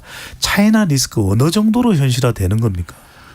차이나 리스크, 그러니까 어떤 리스크든지 이게 단기적으로 보느냐 또는 장기적으로 보느냐에 따라서 판단이 네. 다를 텐데 요즘은 뭐 이거 당장 큰일 난 것처럼 이야기하시는 분들도 꽤 많습니다. 그리고 그런 판단을 가능케 한 것 중에 요즘 중국 부동산 시장이 불안하지 않습니까? 그래서 부동산에서 뭔가 위기가 터지는 것 아니냐, 또 이게 금융시장으로 확산되는 거 아니냐, 이런 생각들이 많은데 저는 이제 그 리스크라고 하는 거는 그 이야기를 할 때 시점을 장기로 볼 건지 단기로 볼 건지 또 범위로 볼 건지 또 이게 의도한 건지 아니면 전혀 의도하지 않았는데 발생한 건지를 잘 따져봐야 된다고 생각을 합니다.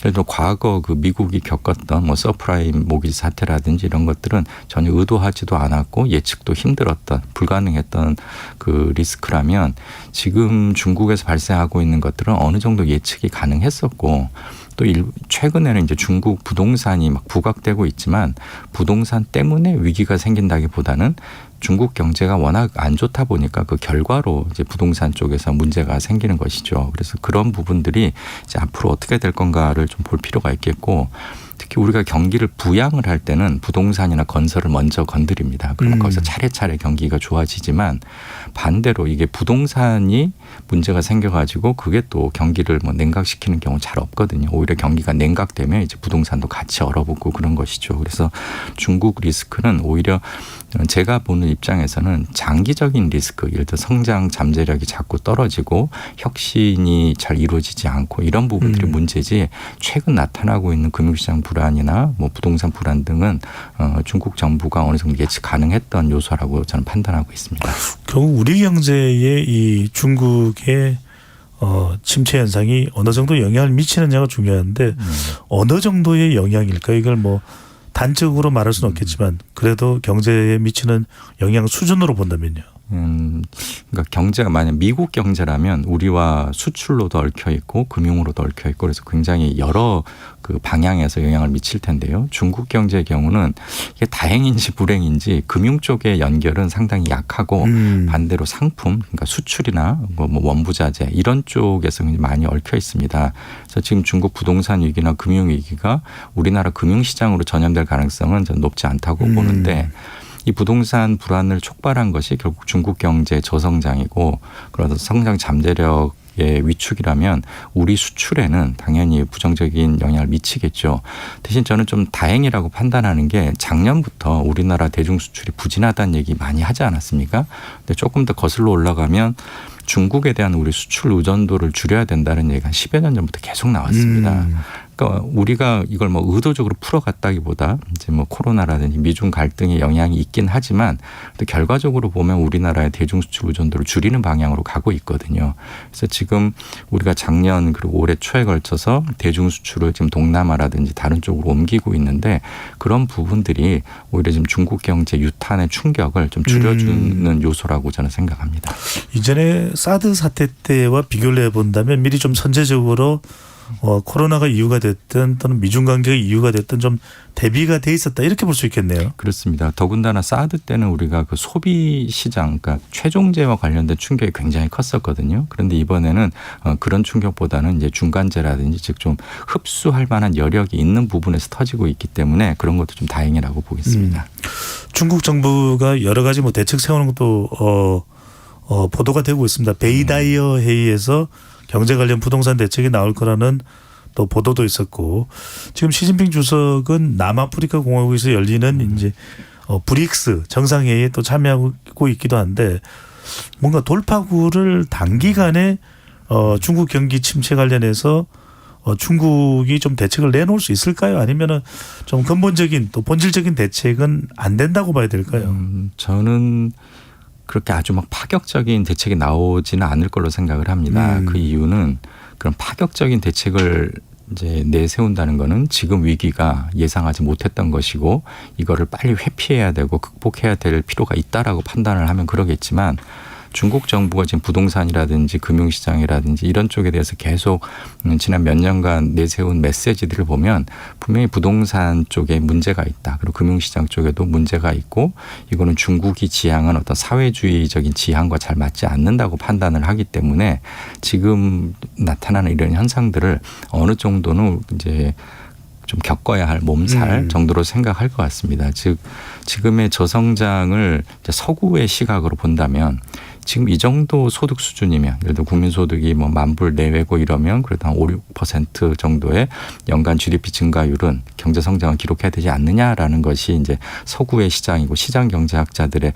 판단이지만 그건 이제 그동안 우리가 그렇게 봐왔기 때문에 그런 거고요. 만약에 중국 정부가 판단할 때는 그 정도의 고성장 지난 한 20, 30년 동안 보여온 막 2자릿수 가까운 고성장이 과연 중국 국민들에게 중국 인민들에게 진짜 도움이 됐는지라고 물어보면 지금 시진핑 정부의 판단은 아니다라고 하는 것 같습니다. 그러다 보니까 자꾸 공동부유를 내세우는 거고 그러면 빨리 고성장세를 회복하겠다. 이럴 이유가 별로 없는 것이죠. 그래서 차라리 시간은 좀 걸리더라도 아예 장기적인 저성장을 중국의 어떤 새로운 노멀로 설정을 하고 거기에 맞춰서 이제 구조조정을 할 필요가 있겠죠. 네. 자, 이번 사태가 세계 경제에 주는 영향도 참 중요합니다. 2008년에 미국의 리먼 사태하고 부동산 이슈이기 때문에 좀 비슷한 거 아니냐 이런 지적도 나오는데 중국발 리먼 사태가 오는 거 아니냐 우려도 있습니다. 리먼 사태와는 성격이 좀 다르다라는 분석도 있는데 어떻게 보시는지? 예, 저는 좀 많이 다르다고 생각을 합니다. 요즘 이제 방송에서도 이 문제에 대해서 굉장히 논의들이 많이 이루어지던데 그래서 이미 지적이 많이 됐지만 일단 그 중국과 미국의 가장 큰 차이가 금융시장이 얼마나 개방됐느냐. 우리가 시장 개방이라고 할 때는 상품, 그러니까 수출 개방도 중요하지만 금융시장 개방을 굉장히 중요하게 꼽거든요. 그런데 중국은 워낙 개방을 안 해서 미국이 벌써 계속 그 WTO 가입 이후로 지금까지도 줄기차게 제발 그 중국 자본시장 좀 개방해라. 금융시장 좀 개방해라라고 이야기를 하는데 그걸 개방하지 않다 보니까 상대적으로 이번 그 사태가 글로벌 충격으로 번질 가능성은 그렇게 높지는 않습니다. 그리고 또 하나가 이제 미국이나 일본 같은 선진국들은 그 실물 부분에서 금융 부분이 굉장히 크거든요. 그러다 보니까 금융시장의 변수들을 중요하게 생각하지만 중국을 비롯한 신흥국들은 아직도 금융시장보다는 실물, 뭐 제조업이라든지 농업이라든지 그런 쪽에서 고용 효과도 많이 발생을 하고 또 GDP에서의 비중도 높습니다. 그렇기 때문에 지금 중국 경제가 실제로 걱정해야 될 부분은 그런 금융보다는 실물 쪽에서의 성장 활력이 회복되지 않는 것 그리고 실물 쪽에서 좀 투자가 부진하다 보니까 고용이 잘 안 되고 그러면서 뭐 청년 실업 높아지고 이런 것들이 중국 경제 또 중국 경제 관료들이 고민하는 문제지 지금 이제 뭐 부동산이나 금융 쪽은 오히려 우선순위로 보면 조금 더 뒤쪽에 있는 것 같습니다. 일자리라든지 투자라든지 오히려 근본적인 중국 경제에 영향을 줄 수 있는 변수가 더 중요할 수 있다 이런 말씀 주셨는데 자, 미국과의 관계를 보면 참 독특합니다. 상당히 두 국가가 어르렁거리지만 지나 러먼드 미국 상무장관이 더 다음 주에는 이제 중국 방문을 예고하고 있고 이미 토니 블링컨 국무장관이나 또 제니 옐런 재무장관이 이미 중국을 방문하게 됐습니다. 어르렁거리면서도 이렇게 상무장관이 중국을 방문하고 협의하고 이건 어떤 의미가 담겨 있다고 봐야 될까요? 예, 근데 각 장관들마다 역할이 있지 않겠습니까? 그러니까 국무장관이면 우리나라로 지금 이제 외교부 장관처럼 그런 외교와 관련된 물꼬를 트고 이제 재무부 장관은 또 가서 이제 금융과 관련된 이야기를 했겠죠. 그리고 상무부 장관이 가서는 지금 전망이 나오기는 아마 미국이 중국에 대해서 지금 고율 관세를 부과하고 있는 품목들을 상당 부분 좀 해제를 해주지 않을까 하는 기대들이 나오고 있습니다. 그 말은 결국 그 무역단에서 일종의 유화 제스처를 보내는 거죠. 그럼 왜 그 제니 옐런 장관이 갔을까 생각해 보면 지금 미국이 국채를 대규모로 발행하고 있지 않습니까? 또 아마 앞으로도 계속 발행해야 미국이 생각하는 IRA라든지 여러 그 프로그램들이 정상적으로 작동할 텐데. 재원 확보를 위한. 네. 예. 근데 재원 확보를 하기 위한 국채는 누군가 사줘야 되겠죠. 과거처럼 금융시장이 활발하게 돌아갈 때는 여기저기 사줬겠지만 지금은 유럽 경제도 안 좋고 그나마 이제 일본이 좀 사줄 수 있는데 또 엔 약세 때문에 또 쉽지가 않고 또 그 미 국채의 굉장히 중요한 큰 손 중에 하나가 중국이었습니다. 근데 아시다시피 지금 중국 경제가 안 좋으니까 또 중국과 미국이 사이가 안 좋은 상황에서 국채를 또 마음껏 산다는 것도 좀 어불성설이죠. 그러다 보니까 미국 입장에서는 중국이 미국을 따라잡는, 즉 패권 국가로 따라잡는 거는 마음에 들지 않지만 중국 경제가 완전히 망가지는 거는 더 원치 않겠죠. 그래서 중국 경제 지금 너무 힘든 것 같으니까 미국에 수출하는 거에 대한 그런 관세도 좀 풀어주고 어느 정도는 중국 경제를 다독여가면서 가야 이게 미국을 위해서도 필요하고 또 세계 경제를 위해서도 당연히 필요하다고 생각합니다. 네. 박사님 1분 정도 남았는데 결국 이제 우리 경제에 미치는 이 중국의 영향인데 자, 골드만삭스는 그런 영향이 크지는 않을 것이다라고 얘기했는데 특히 이 중국이 불안한 상태에서 우리가 좀 주의해야 될 우리 산업 섹터는 어느 쪽이라고 봐야 될까요? 지금 우리 산업 섹터에서는 제조, 특히 이제 기계, 전자 쪽이 가장 좀 취약을 합니다. 다행히 이제 반도체 같은 거는 물론 단가의 문제는 있지만 중국이 한국에 대한 의존도가 워낙 높기 때문에 그냥 비교적 괜찮은 반면에 뭐 자동차라든지 이런 기계 쪽이 좀 우리가 취약해지고 있고요. 특히 무엇보다도 중국과의 그 공급망에서의 분업은 약화될 수밖에 없습니다. 그건 이제 리스크 관리를 위해서도 줄일 수밖에 없는데 그거를 대신할 수 있는 중국을 보완할 만한 후보국을 우리가 얼마나 빨리 찾고 또 그걸 육성할 수 있느냐가 지금 우리 경제 특히 우리 제조업의 제일 큰 과제라고 생각합니다. 네. 중국과 완전히 손을 끊을 수는 없지만 중국의 불확실성이 커져가는 가운데 대체 국가를 어떻게 우리가 발굴하고 선택하느냐 이 부분이 가장 핵심이 될 수 있겠네요. 예, 그렇습니다. 물론 중국 정도의 국가를 찾기는 어렵겠죠. 네. 하지만 중국 뒤를 이을 국가를 잘 발굴해야 될 것 같습니다. 알겠습니다. 경제 궁금증을 시원하게 풀어주시는 김형주 LG경영연구원 수석연구위원과 함께했습니다. 말씀 잘 들었습니다. 고맙습니다. 네, 여러분들 오늘 방송 어떻게 들으셨는지요? 배종찬의 시사본부 오늘 준비한 소식은 여기까지입니다. 여러 가지 이슈들이 많습니다. 그런데 가장 중요한 것은 계속 더위는 지속되고 있고 여러분들 건강입니다. 저는 내일 낮 12시 20분에 다시 찾아오겠습니다. 건강하고 안전하고 행복한 오후 되십시오.